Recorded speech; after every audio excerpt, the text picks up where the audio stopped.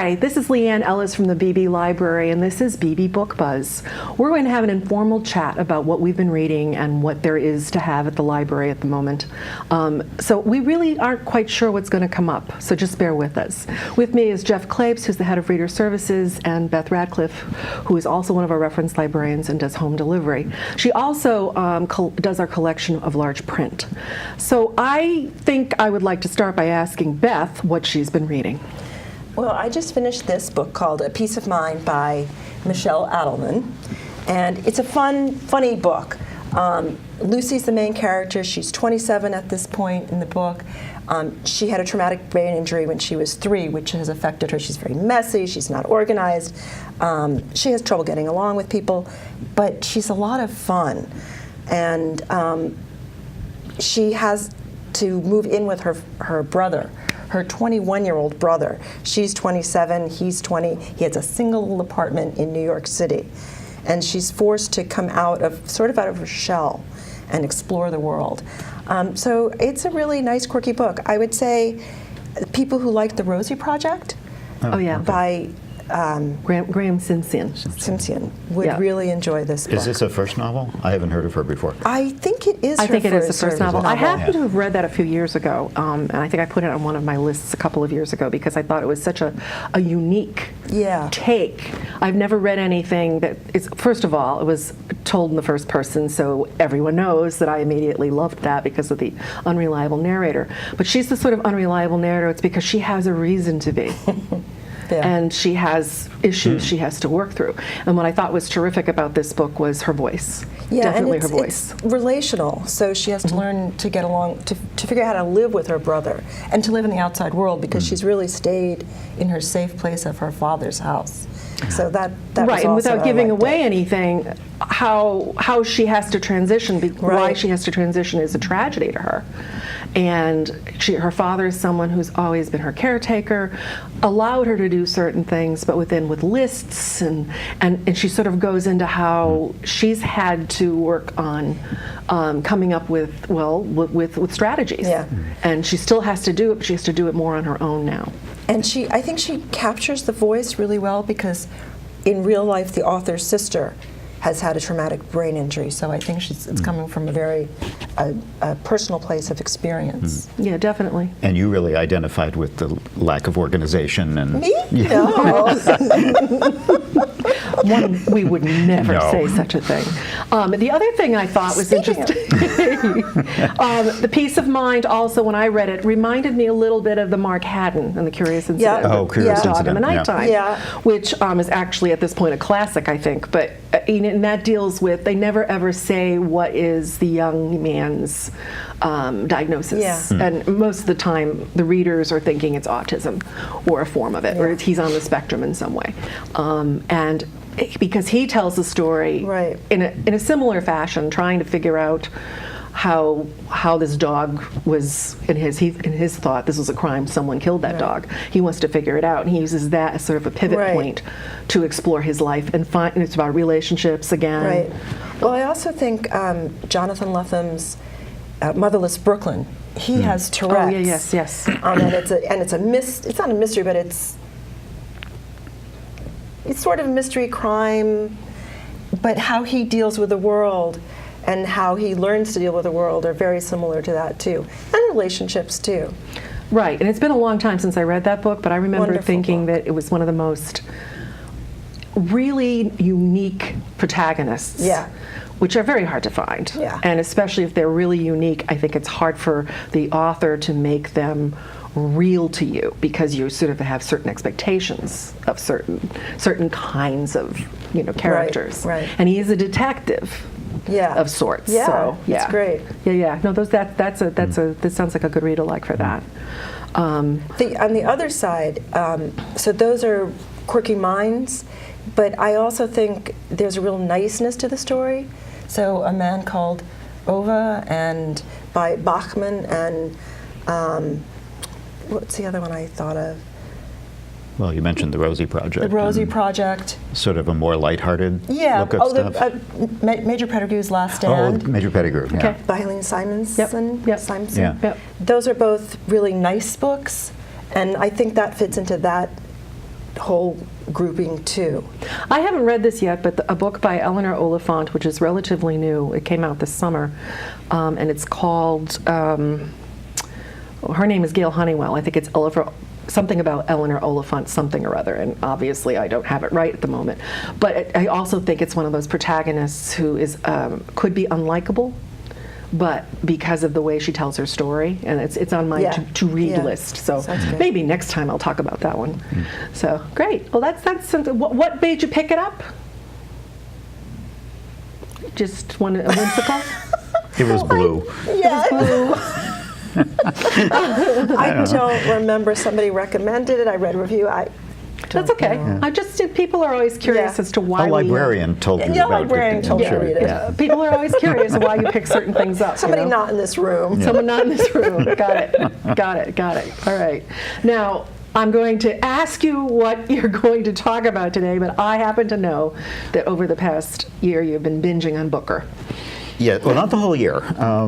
Anyone who knows me knows that I love the Booker Prize and all the nominees. And for people who don't know what the Booker Prize is, it's really the premier British book award. So it's kind of comparable to the Pulitzers here in the U.S. Only the Pulitzers cover all kinds of other categories like poetry and journalism and stuff, and the Booker is exclusively fiction. Doesn't even do nonfiction, and it's been going on since like the 60s, I want to say. And they've changed it a little bit in the past few years. The Booker has always been based on writers who wrote in English and who were people from one of the British Commonwealth countries. And about 2 years ago, I think, they changed it so that you can now actually be from any country in the world, but you have to have written the book in English and it has to have been published in Britain. So that's the criteria, which has changed a little bit. And interestingly, what that meant was last year was the very first time ever, 2016, that an American won the Booker. Because Americans had never been eligible before. Right. So that was kind of interesting. Do you have any idea why they opened it up? Like, what was their? I don't actually know the logic behind that, just other curious, than maybe it is the book business. Maybe it was marketing. Influence from publishers. Because there's always been a long list anyway, so to open it up more. So what the Booker does is, in late summer, they come up with what they call their long list, which is usually 12 to 15 titles. And then they, just this past week, in mid-September, they knock it down to about 5 or 6, which is known as the short list. And then this year, it's October 17th is when they announce the winner. And it is a really big deal in the publishing world. I like it because I tend to enjoy literary fiction, but what a lot of people, I think, get put off by, because they don't want to read depressing books? Depressing. They're not all depressing, but they also don't want to read books that feel like work. And I think a little bit about what I wanted to talk about today is some titles that you may have already read and you just didn't know that they were good for you. Yeah, right. Because like one of them, for example, was Colson Whitehead's Underground Railroad, which was a huge bestseller. In fact, I think it's still on the New York Times list this year. It's still on there. Tons of people were reading this without having any idea that it was I read it. a nominee for. I loved it because, well, I kind of read it because I felt I should. Sure. Before I even knew it was a Booker nominee, and I was kind of surprised at how much I loved it because I'm not a huge Civil War fan. I mean, I appreciate that time period, but I've always just. That time period in American history, I've had enough of that. Sure. So I was kind of like, I don't know if I really want to read about mid-19th century, post-Civil War stuff. It was fascinating. Yeah. It was just absolutely fascinating. And the thing I liked the most about it is that it starts off being a very straight historical fiction about how the Underground Railroad actually works. And there's key characters, and it takes you right back to Uncle Tom's Cabin and all the kind of classics that call to mind what life was like during that time period. But then, as the main characters are making their escape, which you can see coming from a mile off, he slips in a way that's just completely bizarre and takes you by surprise if you haven't read the blurb, because it's not like it's a big secret in the book. There is an honest-to-God Underground Railroad. So it becomes a sort of, it's not a fantasy, because that's really the only aspect of it that's weird. Yeah. But they actually get to a safe house, and you go down, and underground there is a train station. And over the past 20 years or whatever, people have been building this underground train that, like a modern subway, goes all over the eastern United States to get people to safety. And it's treated as a completely normal thing in this book. And what I loved about it is how it's, in our Beach Reads discussions, we talked about world building a little bit. Yeah. This just slips the most completely unbelievable thing into the story in a way that makes it. And I love the Like, construction of it, how yeah. he describes it. He describes it like, so when you get to that, you're like, wait a minute, what? Did I read that wrong? Right. And then you realize, no, he's serious. There's an honest-to-God Underground Railroad. It goes do you from think that Atlanta there's- to Boston. And Do you think there's a possibility that someone could pick this up and not really, not having had any kind of, you didn't think, That's- maybe there really was? yeah, that's exactly, and that's why I enjoyed it, because then I went back and read the blurb and said, like, it's clearly explained. It's not like it's a big secret. I just had not bothered to read enough about the book to know, so I didn't see it coming. Yeah. And the way he does it is great. The other thing I liked about it is that a lot of it is based on, okay, so the train isn't, but a lot of the book is based on real things that happened. Absolutely, yeah. And he just does a wonderful job of describing them and Yeah. playing So with it. I think the kind of thing that it makes me think most of is someone like Margaret Atwood, who's, I wouldn't even call this really speculative fiction the same way Yeah. she does it, because it's not that extreme. This is a straight historical novel with one really huge exception Right. that throws you for a loop until you just say, okay. And railroads can exist underground, and what they Yes. describe can be real, so it's almost just, he just decides, this is one thing I'm going to... Yeah, once you just let yourself accept that bizarre thing, the rest of it makes perfect sense. And it's just, but as a historical read, and like I said, for someone who doesn't normally get into that time period, I was fascinated. It also I won the just National loved Book Award. It won the National Book Award, and now I'm going to forget, because they just announced the short list, and I think this was one of the titles that made the cut to the Booker short list. No, I think you're right. I do think you're right. I've had many people talk about this book as an incredibly good choice for a discussion. Yeah. No, I haven't read it yet, Yeah. so would you agree that this would Oh, make a yeah. good discussion? Yeah, we read it for our book group. Oh, okay. It was a Yeah. good discussion. Yeah. And like Beth said, I think the historical detail, if you put aside the Underground Railroad, all the other historical detail Right. is just, you can tell he did an incredible amount of research, and it really brings alive that time period. I've heard It's really fantastic. wonderful things about his writing, too, that he's just... The amazing thing about him is he writes, like Jonathan Lethem, his style, he writes a wide variety. He wrote a memoir, he wrote one about this whole world that's constructed around elevators, Right. really diverse. And I think his very first novel was Sag Harbor. I don't think that was his first. It wasn't his first one, but I know that is one of them. Yeah, that's the memoir, isn't it? No, that's a novel. okay. But I Right, think that's it's right. but I think it's based Right. on an African American That's right, community that's right. in Long Island, I Right. think, or Yeah, something Sag like that. Harbor, Yeah. yeah. And I actually think I might have read that when it did. first came out, but I Yeah. can't really recall specifics. Yeah.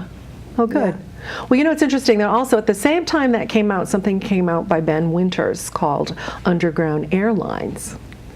And it was a similar premise, only it's far more speculative and science fiction. So it's an underground railroad that's an airline? Yes. So instead, Cool. it's an On Earth. airline, right? And it's on Earth. Not like other And planets or something. in his gear, and again, I haven't read that yet, but it's one of those books that I'm meaning to get to. I actually thought they could be great companions Yeah. if you were going to read them together.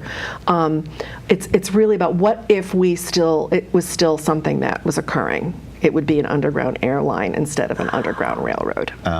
So I'm not sure if all of the specifics to it, but that sounds intriguing. Yeah. It really does. You know, it was another one that, did I bring it with me? And Ben Winters. I did. Good. Just because it reminds me of it. Exit West by Mohsin Hamid. Much quicker read, but really beautiful.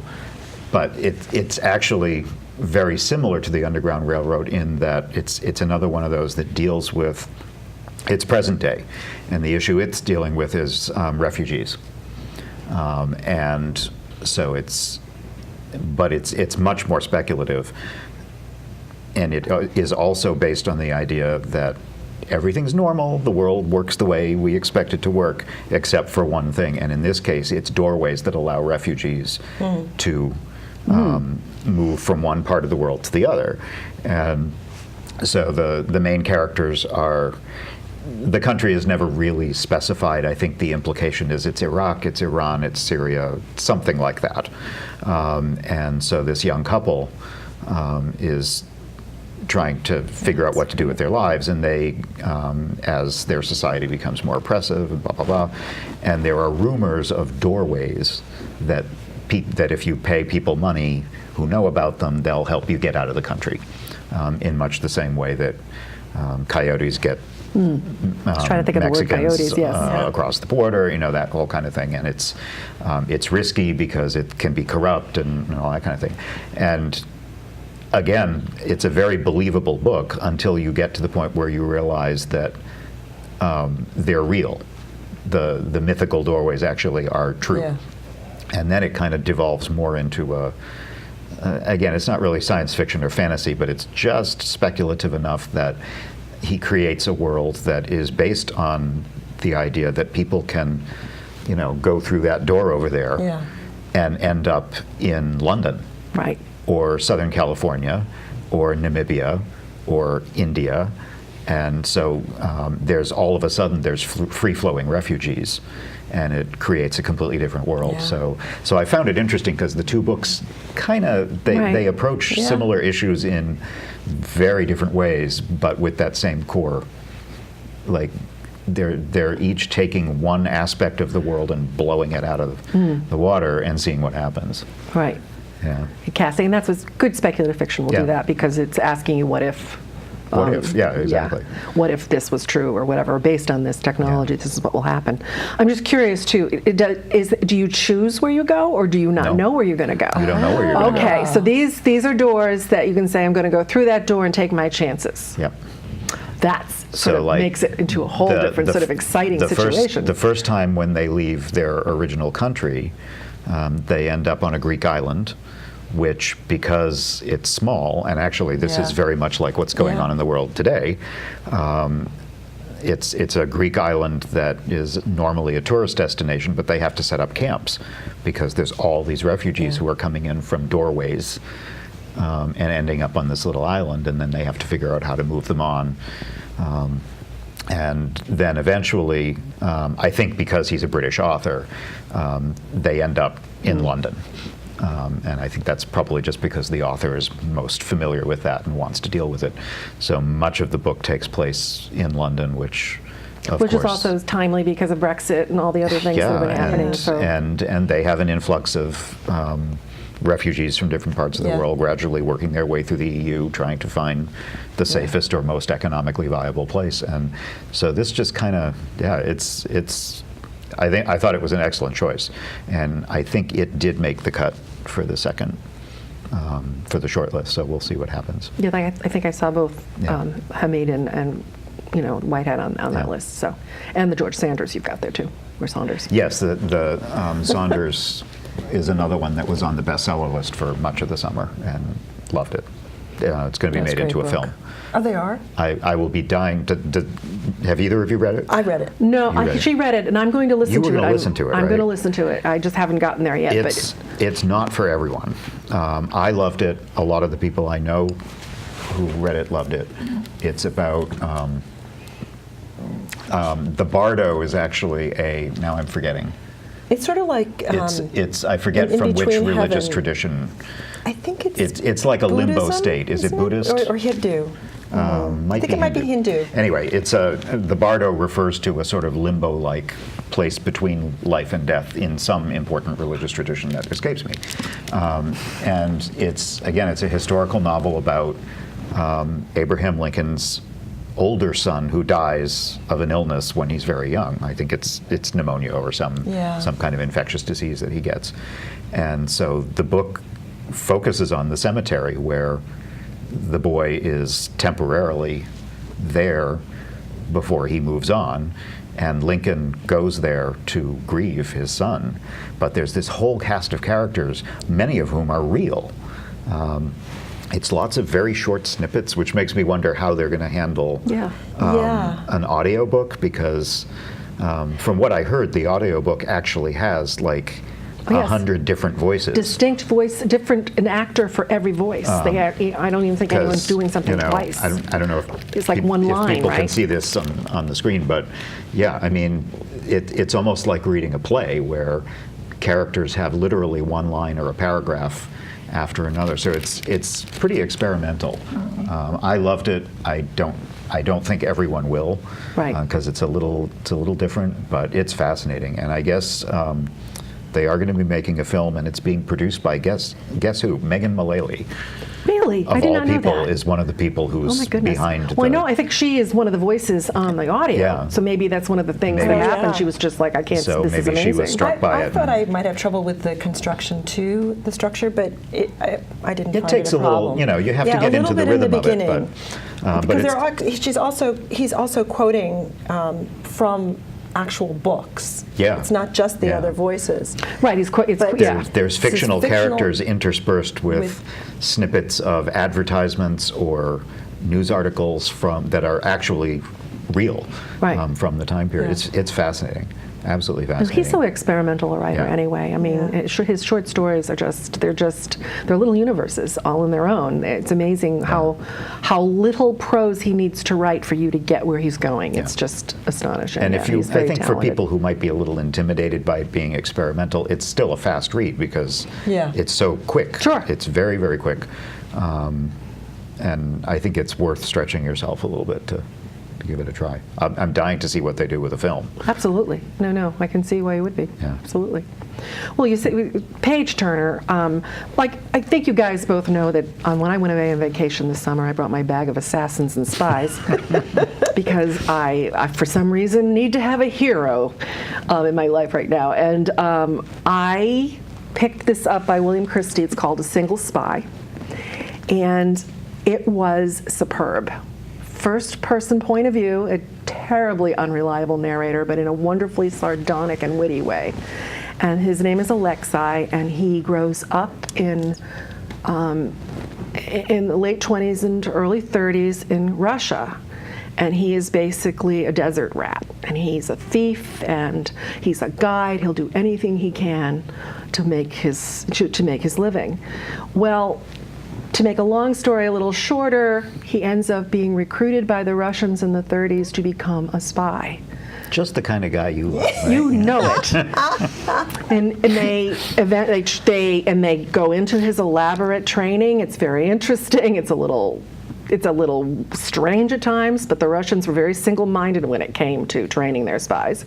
There was always they had certain ways of communicating to each other, and they had to learn all sorts of things you would never guess. So wait, is this present day though? No, this is the 30s going into the 40s. Okay. So they send him to Germany, and he's accepted as someone's long-lost cousin, and he becomes a spy in Germany. However, it gets very complicated, and I wouldn't want to give this away because you really do want to go on the journey yourself. But it ends up that he now is also privy to all sorts of information that he has to decide what to do with, because the Russians who have trained him don't believe what he's telling them. And he's trying to give them real information that's going to save lives and win the war. And they're like going, yeah, I don't think that's going to, no, that's not what we believe could possibly happen. And Stalin's very rigid about his ideas of what's going to happen. So Papa Joe does not like to hear that he was wrong. So they ignore a lot of this. It's fascinating, though. Vaguely familiar. I wonder what you might mean by that. So anyway, it's really well done, very well paced. It's humorous. He's snarky, and he's always going, something terrible will happen to him, and he'll go, well, of course. of course this means I'm going to have to do such and such and deal with so and so, and he's just got a wonderful voice. I think that what Christie does a really good job of is taking the historical accuracy of the time period, and it's revolving around a character who could or could not exist. Because the whole thing about this is that a single spy could make all the difference in something as big as World War II, and you believe it. And even if there wasn't just a single spy, you realize that a lot of the things they're talking about came from the espionage of a variety of different factions. And the ending is one of those great twisty-turny things. It leaves it that we could have a sequel, but you don't need it. I want it, but I love Alexei. And it was just a really fun book. I called it a historic entertainment because there was so much about this that just moved very quickly. And a lot of times the historical spy novels have a little bit more, I don't know, you have to have a bit more patience with them. So would this make your adrenaline list? Yes, it would make my adrenaline list without a doubt. And in fact, Jackie, our assistant director who likes to read this stuff, I gave it to her and I said, you need to read this. Yeah. And she really enjoyed it. Good. And we both are fans of, the Gabriel Allon series by Daniel Silva. Yeah, I was going to say that. I think anybody who read any of the early Ken Follett's, especially the Eye of the Needle. Eye of the Needle. Eye of the Needle, and also his later series that takes place around the Berlin Wall, Berlin Game, and that trilogy would love this because it's just there's real truth in it at the same time it's being driven by the character. And there's some things on it that will break your heart, and there's some stuff there that you just really don't want to have to read because you don't want it to think that it exists or it existed. What was the one I'm thinking of? The Lives of Others? Lives of Others, that sounds familiar. It was a Mass Book Award thing, but it was kind of that same, older man who used to be a spy and everything comes back to haunt him kind of stuff. Yep. So that was one of my really wonderful surprises. And just anecdotally, William Christie is someone who's written a lot of thrillers, and they usually have something to do with the U.S. government. And he does it's a little bit of a Tom Clancy-ish or Vince Flynn take on things. And I knew him years ago when I lived in Franklin. And his very first book that came out was done for the Franklin Public Library, which I was a friend at the time. And I got to meet him, and he was a really interesting man. He does his research, and you can tell from this that he continues to do that. I could read nonfiction, but you're going to have to help me with the title. Uh-oh. It's about the man who was a thief, and I think he was a double agent, the British and the Russians. Oh, I know who you. Yes. Oh, was it Ben McIntyre wrote it? I don't. Anyway, well, we'll have to. Put that in the credits. I'll put it in the credits somewhere. The Operator? No. Yeah, we'll figure it out. Something like that. It was blue. It was blue. Everything was blue. Yes. Everything was blue, and so it seems. The author's name began with an R. Or a T. Or T. One of those. What are you going to do? Something like that. So, I mean, as I said, I don't really like the historical spy novels the way I used to. I like the more contemporary stuff, which you'd think that I'd want to get away from that because too many of those plots are But give me a good character anytime. So the other book I wanted to briefly mention is, and I really encourage both of you to read this, is The Magpie Murders. Oh, you mentioned that to me last week. I did, by Anthony Horowitz. Good. Oh, okay. And it's just terrific. It's one of those books where it begins with an editor telling you that she's going to ruin your life because she's going to make you read this book. She reads a book within the book, and you get to a point where you don't have an ending, and she has to figure out what that is. It is superb. Especially if you like the metafiction stuff. I love stuff like that. Yeah. You are, and there's some wonderful quotes about mysteries. I actually copied a lot of it because I was like, oh, this is just exactly how a detective would do his work. He's making some wonderful points through her. And what I think he's doing a good job is he nails the female very well. But what I thought you'd like especially about it, Jeff, is that a little bit of it takes place around a Greek guy. There you go. And there's I'm a lot of Greek food eaten. You had me at Greek food, yes. Yeah. So anyway, we're gonna wrap this up today. Okay. And I just want to mention to everyone to come into the Beebe Library and have a conversation with us about books. We love to do that. As you can see, it's hard to shut us up about books, That's true. actually. That's true.